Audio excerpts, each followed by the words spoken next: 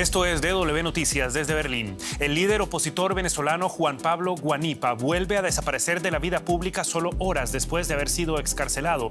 Su familia denuncia lo que llama un secuestro en horas de la noche del domingo. El Ministerio Público de Venezuela afirma que Guanipa violó las condiciones impuestas por la justicia. La oposición habla de una desaparición forzada. Estos son nuestros titulares. El exdiputado de la Asamblea Nacional y colaborador estrecho de María Corina Machado había permanecido casi 8 meses en prisión.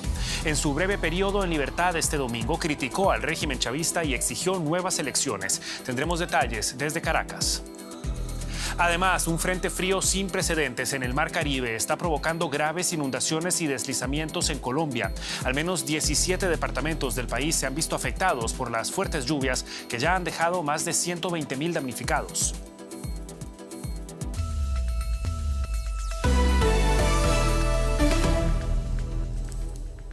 Los saluda Javier Arguedas. Gracias por estar con nosotros. Se trataba de un hito más en lo que parece ser una ansiada transformación en Venezuela, pero fue de corta duración. Ramón Guanipa, hijo del exdiputado antichavista Juan Pablo Guanipa, denunció este lunes que hombres no identificados se llevaron a su padre la noche del domingo, solo horas después de que había salido de prisión. La Fiscalía venezolana anunció que revocó la medida de excarcelación por un régimen de arresto domiciliario. La noticia llega mientras el Parlamento de Venezuela anunció que aplazará la votación en la que se preveía este martes la aprobación de la ley de amnistía para todos los presos políticos del país. Menos de 12 horas. Ese es el tiempo que ha estado en libertad Juan Pablo Guanipa. Su hijo denunciaba su detención en un vídeo difundido por las redes sociales. Quiero alertar al mundo entero que mi papá ha sido nuevamente secuestrado. Mi padre Juan Pablo Guanipa se encontraba en una actividad a las 11:45 de la noche cuando fue emboscado por aproximadamente 10 funcionarios que no tenían ningún tipo de identificación. Los apuntaron, estaban fuertemente armados y se llevaron a mi padre. Cercano aliado de la líder opositora María Corina Machado, Guanipa fue vicepresidente de la Asamblea Nacional entre 2020 y 2021. Anteriormente había ganado las elecciones a gobernador en el estado de Zulia en 2017. No obstante, no llegó a asumir el cargo al negarse a juramentar ante la Asamblea Constituyente, convocada por Nicolás Maduro y utilizada por el régimen como parlamento en sustitución de la Asamblea Nacional. Detenido en mayo de 2025, Guanipa empleó sus pocas horas de libertad en recorrer Caracas en motocicleta y reunirse con familiares de presos políticos. También arremetió contra el gobierno chavista por no reconocer la victoria de la oposición en las presidenciales de 2024 y exigió nuevas elecciones. El día 28 de julio del año 2024, el pueblo se manifestó. Ahí hubo una decisión popular. ¿La queremos respetar? Vamos a respetarla, eso es lo básico, eso es lo lógico. No la quiere respetar, entonces vamos a un proceso electoral. Por su parte, la Fiscalía de Venezuela informó de que había revocado la excarcelación de Guanipa, al considerar que incumplió las condiciones impuestas por las autoridades judiciales, si bien no especificó cuáles. El Ministerio Público solicitó que se le imponga un arresto domiciliario. La periodista Elizabeth Hostos se encuentra con nosotros desde Caracas para ayudarnos a comprender mejor las dimensiones de este caso. Elizabeth, muy buenas tardes para vos. Son momentos de zozobra para los familiares de Juan Pablo Guanipa tras su breve periodo en libertad. ¿Qué sabemos sobre el paradero del líder opositor y aliado de María Corina Machado? Gracias, Ver. Un saludo especial para ti y para tu audiencia. Sí, en efecto, hay mucha expectativa en el país sobre el destino de Juan Pablo Guanipa y lo que se sabe hasta el presente es que la Fiscalía solicitó casa por cárcel. En estos momentos se debate en el Tribunal Antiterrorista que lleva su causa si se queda acá en Caracas en una residencia temporal o si va al estado Zulia, su estado natal, en donde tiene bastante liderazgo e incidencia, Javier. En los próximos minutos o en las próximas horas sabremos qué va a pasar con el destino de este dirigente de oposición, Javier. Este hecho, Elizabeth, ha desatado debates jurídicos sobre la justificación de la revocatoria de esa orden de excarcelación. ¿Qué nos puedes decir sobre las razones para que la puesta en libertad de Juan Pablo Guanipa fuera revocada? Sí, Javier, hay razones de forma y razones de fondo. Las razones de forma son las que alega la Fiscalía de violación a las medidas cautelares, es decir, comunicación con medios comunicación con familiares de presos políticos y participación en actividades proselitistas. Pero las razones de fondo prevalece el tema de qué pasa con el liderazgo que en estos momentos está en Venezuela de punto de vista interino. ¿Quién está de acuerdo con que líderes tan potentes como Juan Pablo Guanipa salgan en libertad plena y quién está en contra de que la libertad sea tan abierta y Guanipa pueda expresarse y caminar por toda Venezuela? Entonces vemos que hay una clara contradicción entre los factores que están gobernando el país. En todo caso, sabremos en los próximos minutos o en las próximas horas cuál es la condición de Juan Pablo Guanipa y en dónde va a estar en arresto domiciliario, Javier. Seguiremos muy pendientes, ahí estarás para contárnoslo. Elizabeth Hostos desde Caracas, muchísimas gracias por este reporte. Gracias a ustedes, hasta pronto. Las fuertes lluvias asociadas a un frente frío sin precedentes en el Mar Caribe han provocado graves inundaciones y deslizamientos de tierra en varias regiones de Colombia. Córdoba, en el norte del país, es la zona más golpeada, con un 80% del territorio inundado y más de 120.000 damnificados debido al desbordamiento del río Sinú. Al menos 13 personas han muerto por las lluvias en distintos puntos del país. El gobierno contempla ahora la declaración de la emergencia económica, social y ambiental para poder asignar más recursos a las zonas afectadas. Y es que además de impactar las vidas de una cifra ya récord de personas, las inclemencias del tiempo también están afectando a miles de animales en esta zona tradicionalmente ganadera. Así lo explicaba a la prensa Mauricio Rey de la Unidad de Gestión del Riesgo. El país está afrontando una emergencia atípica por un frente frío que viene afectando la climatología colombiana. Hemos tenido unas precipitaciones atípicas en un mes seco que ha generado una afectación de 17 departamentos a cerca de 70.000 familias. Podemos decir que hoy en el departamento de Córdoba tenemos registrado cerca de 5.500 animales que se han visto afectados por las inundaciones. Se han recolectado en tiempo récord cerca de 11 toneladas de alimentos para diferentes especies animales. Y la periodista Alexandra Correa se encuentra en Bogotá, desde donde da seguimiento a la grave situación que se vive en el país. Alexandra, ¿qué tal? Un gusto saludarte. ¿Qué más nos puedes decir sobre el alcance de esta emergencia y las medidas que han tomado las autoridades para atenderla? Un saludo, Javier. El presidente Gustavo Petro convocó a todo su gabinete para atender esta emergencia humanitaria. Como lo está reportando Javier, miles de familias han resultado damnificadas, especialmente en el departamento de Córdoba, y al menos se reportan 13 personas fallecidas en un radio de 170 municipios afectados por unas lluvias inusuales entre enero y febrero en el noroccidente del país. Efectivamente, la Unidad Nacional para el Riesgo, de Gestión de Riesgo, Javier, de Desastres, en articulación con el Instituto Distrital de Protección y Bienestar Animal, como tú enfatizas, y el Ejército Nacional, trasladan cerca de 11 toneladas de alimento e insumos veterinarios al departamento de Córdoba para atender no solo a las personas, sino también a los animales que han resultado afectados por las inundaciones. Mira, el presidente Gustavo Petro calificó de crimen ambiental esta tragedia humanitaria y llamó a investigar al sector hidroeléctrico, Javier. Justamente Gustavo Petro se ha visto envuelto en una disputa con empresas hidroeléctricas en conexión con estas inundaciones. Hablabas de crímenes. ¿En qué consisten estos enfrentamientos y cómo afectan a las comunidades? Sí, un crimen ambiental, dijo el presidente Petro, quien pidió la renuncia al gerente de la hidroeléctrica de Urrá, que está ubicada, Javier, en el departamento de Córdoba, el más afectado por las inundaciones, junto a Sucre, Bolívar y Chocó, y anunció investigaciones al sector energético, señalando que varias represas se encontraban rebosadas, que tenían la capacidad llena y que la liberación de agua paulatinamente, como suele suceder al abrir las compuertas, habría incidido en la magnitud de la emergencia. Petro también pidió revisar posibles fallas operativas, Javier. Mira, por su parte, expertos del sector energético afirman que las inundaciones estarían asociadas, es más bien a un evento inusual hidrológico que disparó las intensas lluvias y no a problemas en las hidroeléctricas. Vamos a ver qué sacan las investigaciones. Seguiremos, por supuesto, muy pendientes del transcurso de esta emergencia. Alexandra Correa en Bogotá, muchísimas gracias. Hasta la próxima. Hasta la próxima. Y fijamos la mirada en Estados Unidos. Ghislaine Maxwell, la cómplice del fallecido delincuente sexual Jeffrey Epstein, se acogió este lunes a la quinta enmienda en Estados Unidos que permite a una persona no responder preguntas ni testificar en un proceso judicial si al hacerlo puede incriminarse.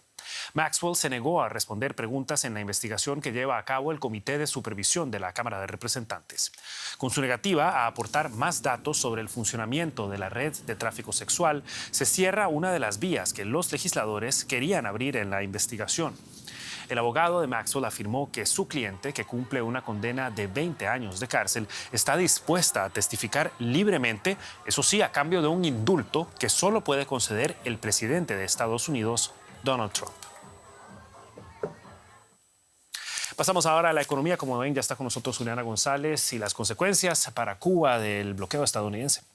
Así es, Javier, y es que el gobierno cubano advirtió a las aerolíneas internacionales que operan en la isla que a partir de este lunes el país se queda sin combustible para la aviación civil. La falta de queroseno afecta a todos los aeropuertos internacionales de Cuba. Air Canada, por su parte, ya suspendió sus vuelos a la isla y anunció que enviará aviones vacíos para repatriar a unos 3.000 clientes. Por su parte, otras aerolíneas como Iberia y Air Europa anunciaron que sus vuelos entre La Habana y Madrid agregarán una parada técnica para cargar combustible en Santo Domingo, República Dominicana. La falta de combustible para la aviación civil golpeará al ya maltrecho sector turístico esencial para la economía cubana. La isla enfrenta una gravísima crisis energética tras el fin del suministro de petróleo por parte de Venezuela, luego de la caída de Nicolás Maduro y ante las amenazas de Washington de imponer aranceles a los países que le vendan petróleo, como es el caso de México. Y los bonos del Tesoro de Estados Unidos aumentaron sus pérdidas después de un reporte que sostenía que las autoridades reguladoras de China habían aconsejado a los bancos del país asiático a limitar las compras de activos estadounidenses. La agencia Bloomberg reportó que funcionarios chinos habían pedido a las instituciones financieras del país reducir la cartera de bonos estatales de los Estados Unidos, apuntando a la necesidad de diversificar riesgos. La medida, sin embargo, llega en momentos de crecientes dudas en los mercados sobre el atractivo de los activos estadounidenses debido a la impredecible política del presidente de los Estados Unidos, Donald Trump. Brasil y la India redujeron en los últimos meses su tenencia de bonos del Tesoro estadounidense. Diversificar riesgos, pero en un ambiente de tensión que ha dado lugar a movimientos que se han calificado como la venta de América, pérdida de atractivo de los activos en los Estados Unidos. Y esto lo comentamos con nuestra analista Ana Nieto en Nueva York, a quien tengo el gusto de saludar. Ana, cuéntanos, ¿es la llamada venta de América un paso más en la pérdida de confianza en el liderazgo de los Estados Unidos? No parece, Juliana, que esta sea una respuesta a una crisis geopolítica que sí ha dado lugar antes a mucha volatilidad en el último año, sino parte de la creciente preocupación que existe sobre la fortaleza, más bien la debilidad del dólar y la creciente deuda del país, además del cambio en la Reserva Federal. En cuanto al dólar, y pese a las palabras del secretario del Tesoro sobre el mantenimiento de una política de dólar fuerte, el presidente Trump suele decir que no le importa la debilidad de esta divisa y que además es una ventaja competitiva para los exportadores de este país, que es algo que le preocupa bastante. También el dólar ha caído un 10% en el año 2025 frente a la cesta de las mayores divisas globales. La deuda supera ya los 38 billones de dólares. Ha crecido muy rápidamente y equivale a algo más del 124% del PIB anual. Los pagos de intereses de la deuda son el segundo mayor gasto del presupuesto de Estados Unidos, por debajo de las pensiones, por encima del presupuesto de defensa. Y la inclinación de la curva de los rendimientos de la deuda muestra que esta preocupación se está alimentando además con la idea de que se perfila como presidente de la Reserva Federal una persona que dice que quiere rebajar el balance de la Reserva Federal, es decir, que habrá menos presión compradora por parte de la Fed cuando se está emitiendo todavía muchísima deuda. Bueno, Ana, presión hay mucha, pero también movimientos en el mercado de la deuda y no solo de la pública, en este caso de una empresa privada como Alphabet, que vuelve a emitir deuda por segunda vez en 4 meses. ¿Cuáles son los detalles? Sí, Alphabet, que es la matriz de Google, emitió deuda por valor de 17.100 millones de dólares en noviembre y ha vuelto a atraer a muchos inversionistas ahora porque pone a la venta otra vez 15.000 millones. Todo ello para financiar millonarias inversiones en infraestructura de inteligencia artificial. Alphabet no es la única empresa que está acudiendo a los mercados de deuda por esta razón en un año en el que se han anunciado muchísimas inversiones por parte de Meta, de Microsoft, de Amazon. Se invertirá previsiblemente un 60% más que el año pasado. Lo que es más interesante es que este tramo de deuda de Alphabet quiere vender bonos de distintas divisas y plantea una parte en libras esterlinas y con un vencimiento a 100 años, algo que no ocurría desde hace 30 años y básicamente es decir que la inteligencia artificial ha venido para quedarse. Ya veremos cómo evolucionan esas deudas y la inteligencia artificial. Ana Nieto, muchas gracias y hasta pronto. Gracias, Juliana. Bueno, Javier, dejamos aquí los temas de la economía, pero hablamos de un tema controvertido, pero que es parte de la realidad. Y creciente cada vez más en América Latina, Juliana. La maternidad subrogada, también conocida como vientre de alquiler, es una práctica que se está popularizando en Latinoamérica.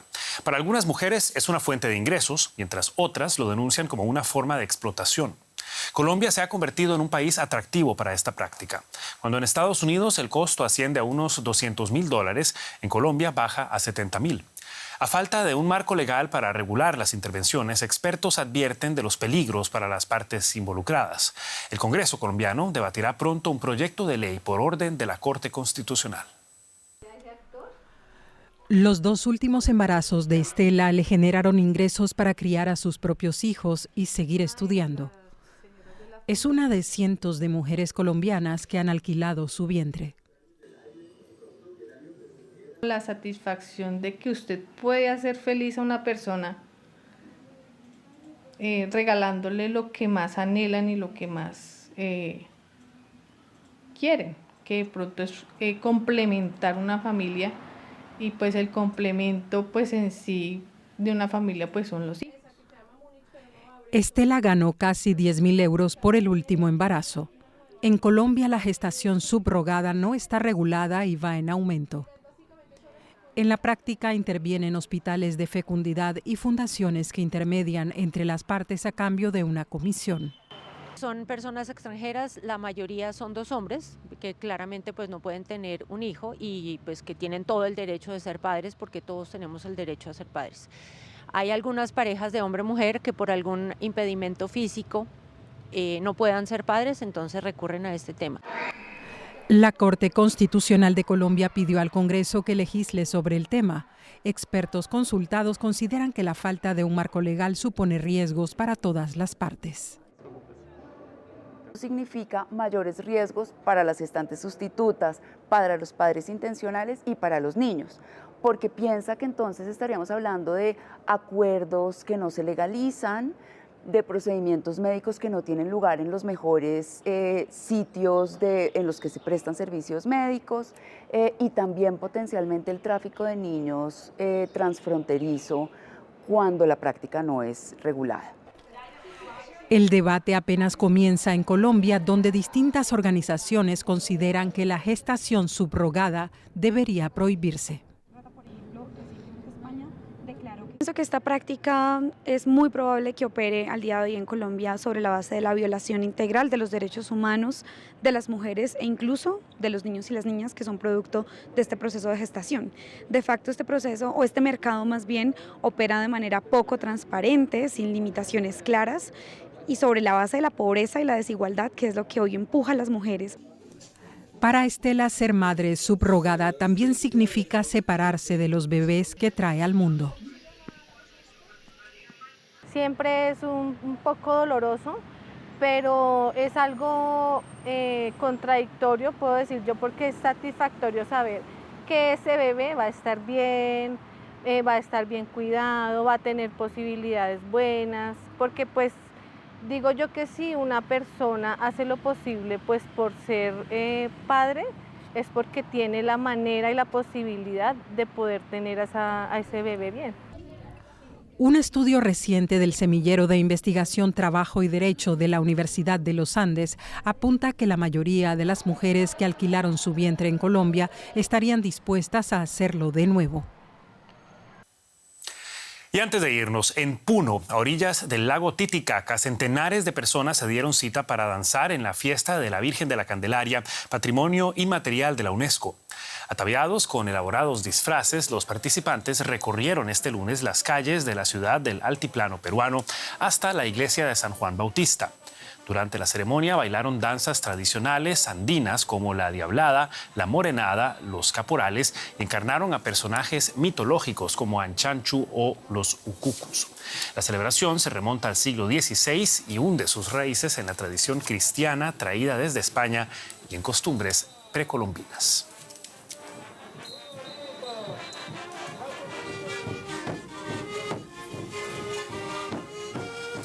Hasta aquí esta edición de DW Noticias. Nos vemos en nuestro sitio de internet dw.com, en redes sociales siguiendo DW Español o en una próxima edición. Soy Javier Argueda, junto al equipo en Berlín. Hasta la próxima. Que la pasen bien.